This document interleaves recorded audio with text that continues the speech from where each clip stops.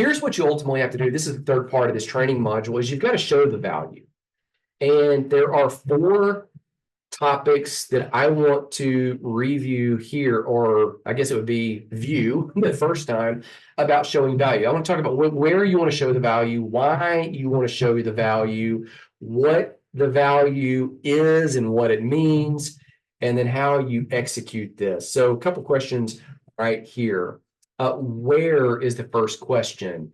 Where you need to always show the value, always on your sales and landing page, because that's really in the online space going to be the gateway that people are going to go through to get to what you're doing. Now, there may be times that you want to show the value in a book, if the book's a lead generator, maybe at the back of the book.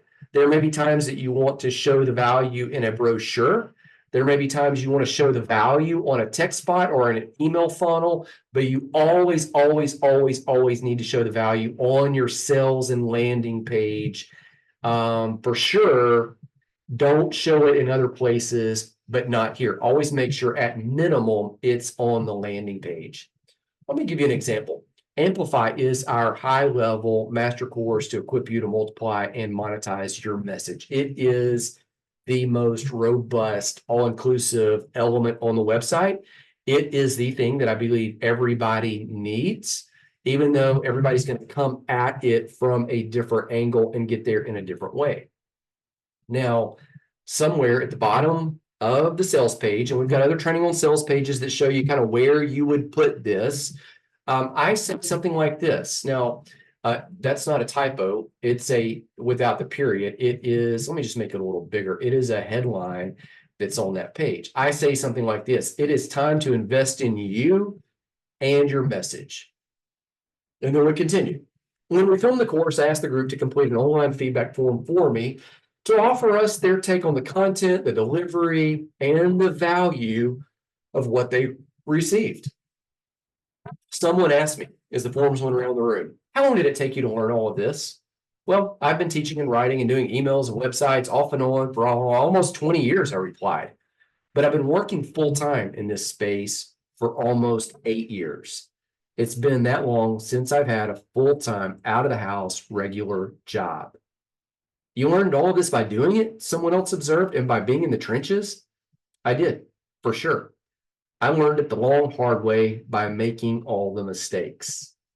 I guess that means the content you're teaching is worth, then someone else interrupted, trying to do the math, and they added, it's about 8 years multiplied by however much you were making from this. Ha, I replied, that's hard to say. Now, let's think about it like that, though. How much actually is something like Amplify, the course, worth? If it's going to save you 7 to 8 years of learning, well, that's hard to value. We all earn different amounts at our full-time jobs. And some years I made more doing this, and some years I made less. I do know that when I attended seminary and finished my 3-year degree in 2 years, it cost me about $36,000 for books and all the things scholarship did not cover to earn my master's. That's how much I owed in student loans when I finished my studies. And I know that that debt didn't actually earn me any money. I graduated with the degree and the capacity to look for a job. I was below ground zero. Amplify is different. Your investment will instantly show you how to craft your ideas into a book if you don't already have one. How to take those words from the book and concepts and use them to build out your website, your blog, and more.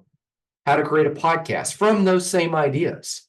How to create a video course, which will earn you exponentially more than the book, even though you can use the same content from your book in your course.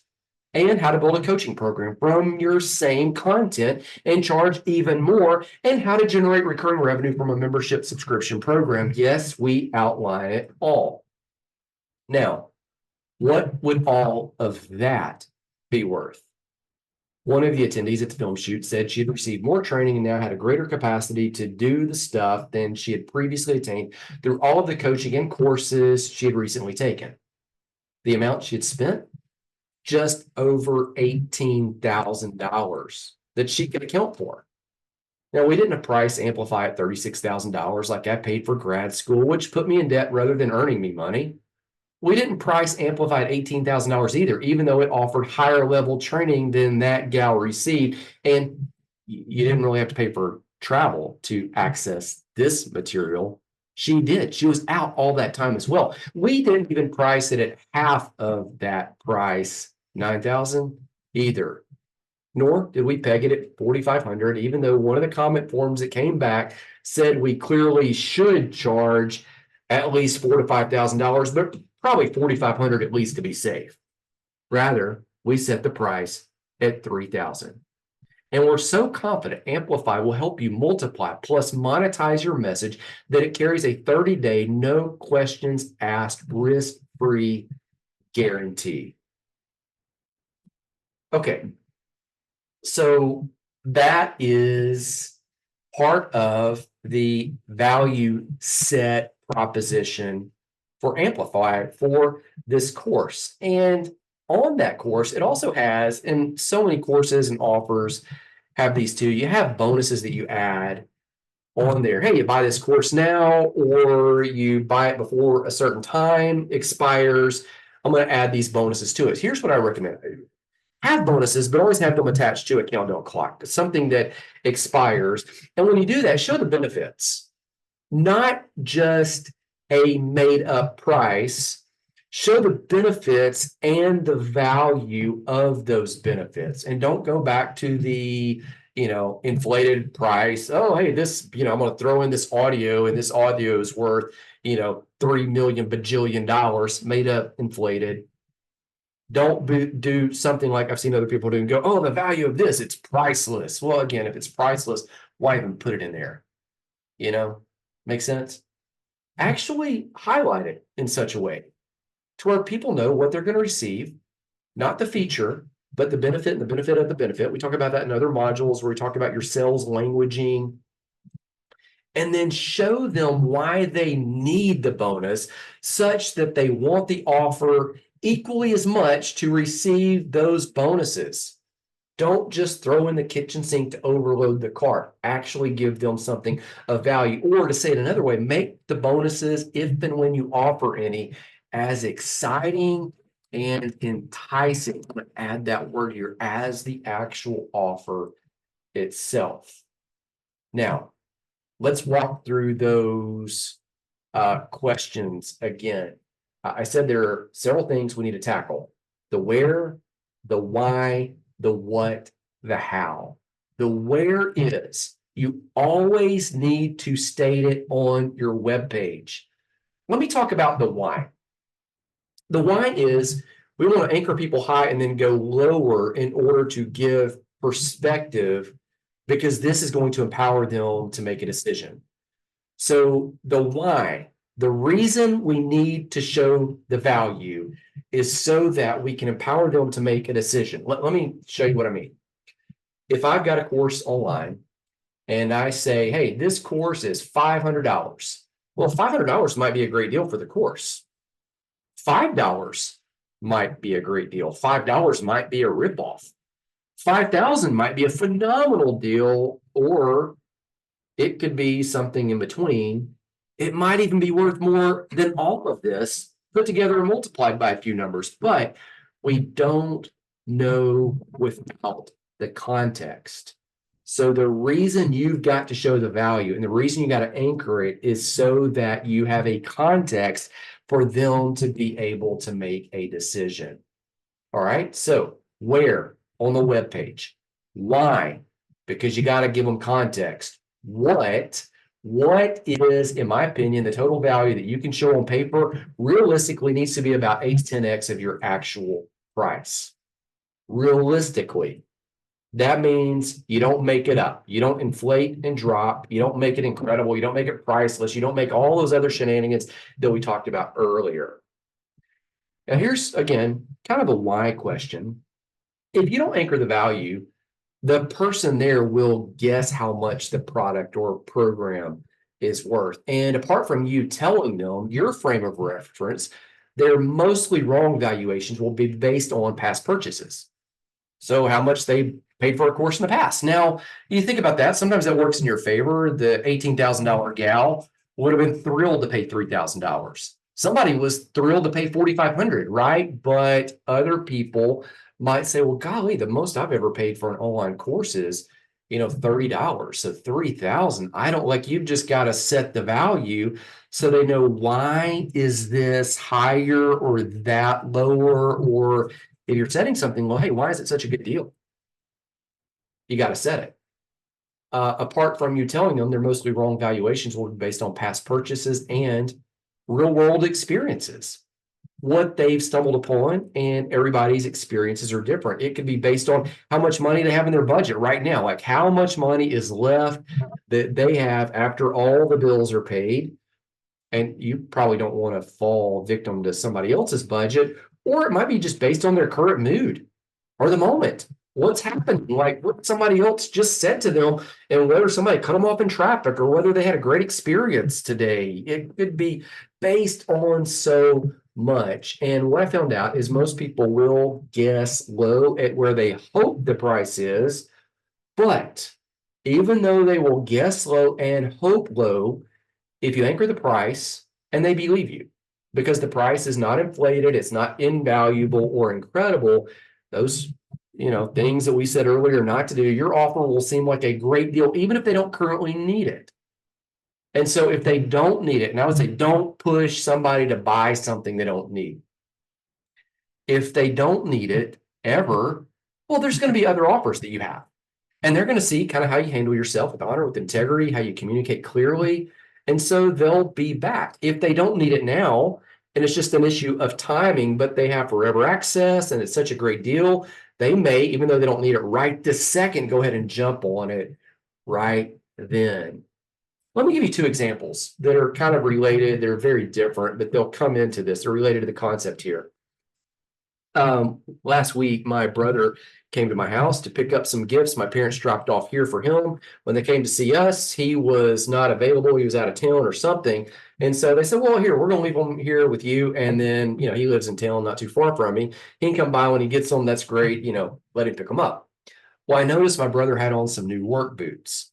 He was dirty because he'd been working all day at this landscaping place where they move, big wood chips and all that kind of stuff and piles of dirt and run bobcats and everything. It's kind of a side gig he's got going on. But I noticed like his boots were clean. Man, you got some new shoes. And he said, yep, I've had them for about 2 years, but when I got them, you just don't pass up $20 work boots. Here's what happened. In his mind, when he saw them, regular price, $150, $180 value for $20, he was like, I'm jumping on this right now. I don't need it right now, but the anchor in my mind is that, I'll give you $20 for a $100+ thing any day of the week, especially when I'm going to use it and reuse it, even if I don't need it for a while. So that's what he did. Maybe another example that this one is super funny. I remember years ago, a guy that was in our church that owned an insurance agency. He all of a sudden tells us, his son was a friend of mine about my age. He says, hey, man, we just got 2 new cars. I was like, really? He said, yes. We bought 2 of them because they were just giving those Lincoln Navigators away. It was such a good deal. I got 2. I'm like, who in the world goes onto a car lot not intending to buy a car, and then the new car is such a good deal, you not only drive off with 1, you buy 2. Because, he literally said they were just giving them away. It's like, well, here's what it comes down to. These assessments were both based on my brother's shoes, friend's dad's 2 cars, based on what people thought those items should cost as compared to what they did cost. In other words, what drove the decision both times? It was value. So notice, there's a difference between value and price. Sometimes, goodness, the value could be way up, or the price could be way down, or the price could be up. If the price is up, people aren't, if they don't value it, like they're not going to, but if the price is down and the value's up, notice that gap between the price and the value. And I've just said, we want that thing to be 8 to 10 times the price. So if the value is high and the price is relatively low, even if it's a multi-thousand-dollar offer, it makes that price seem super worthy. Again, the perceived value is the gain, and people will gladly make that purchase if they need what you're selling. Here's a pro tip. If you plan to do this business long term, again, let me just kind of say this. Never sell prospects something they don't need, or don't push them to that. If it's there, okay, absolutely, they can get it, but don't push them to buy something they don't need. Show them the problem, the potential, that dichotomy, and lead with that, not a beg to buy mentality. All right, final question. How do you set the value? How do you show the value? Well, you go back to the problem you solve and the potential you lead people towards, and then you serve the person right there from that space. Okay, you got it. Here's the review. Here's what you now know. You know what you and I need to know about price, all that cluster of stuff. You know how to set the value based on, all these issues: time, money out, money in, all these other factors, mistakes and blunders avoided. And then you know how to show the value. You know that where it needs to be on the webpage. You know the why is because if you don't set it, they're going to guess at it. You know all of the other questions that we've gone through here about the importance of setting it and what it needs to be. 10x, I think, of the total price needs to be your value. How do you do it? You keep serving them at the highest level. Okay, comments, questions, just reach out to me. You've got my contact information. I put some links down below, not just the timestamps of this training, but also some links of other modules that you may want to review that are all linked to this.